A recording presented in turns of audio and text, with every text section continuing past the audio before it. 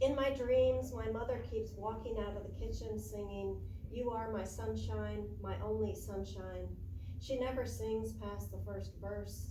Last night I dreamed I was back at the house, every light on when I arrived. My mother, forgetting she was dead, smiled, said she was fine, everything was fine.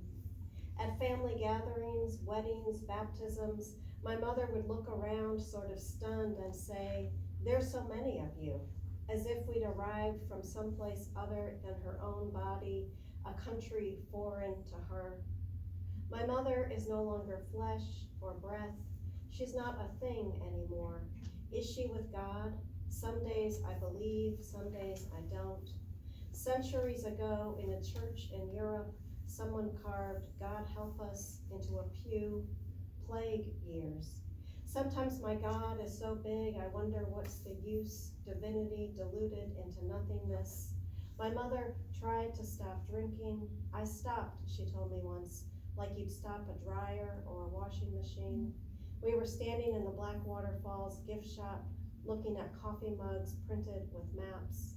West Virginia on one side, waterfalls on the other.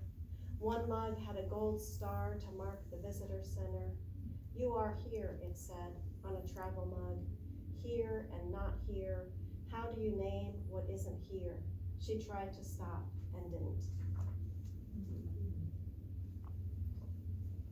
So about 17 years ago, my wife and I experienced a failed adoption. And so there's, in addition to the poems about my mother's alcoholism, there's also a lot of poems in here about childlessness. And this is called Daughter Poem. Sometimes I see her pressing her palms against a window pane in a house that is real, the way a house in a dream is real, until you start to describe it and all you can say is, "It was this house, only it wasn't." It's winter and she likes to feel the cold entering her body, or it's summer and it's heat she's after. She wasn't born, so she can't die. Sometimes there is a window but no girl, and I am the one walking towards it.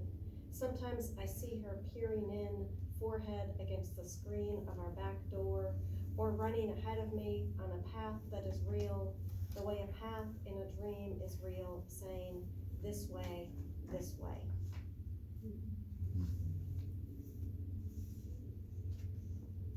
And this is called The Last Time. The last time I saw my mother, she was sitting in the front passenger seat of my father's car. I looked down into her face through the open window. She looked up at me and smiled, said hello, her right hand resting on the door.